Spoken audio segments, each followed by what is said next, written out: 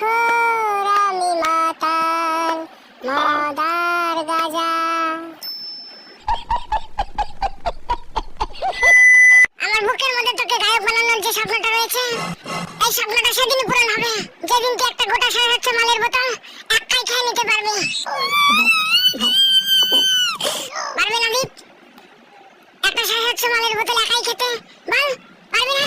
তোমার মতো মাতাল দাদা আর বৌদির মতো বিড়ি করে আশীর্বাদ পেলে একটা কেন দুটো 7,500 বোতল খাওয়া যাবে। আমি নিশ্চয়ই পারবো।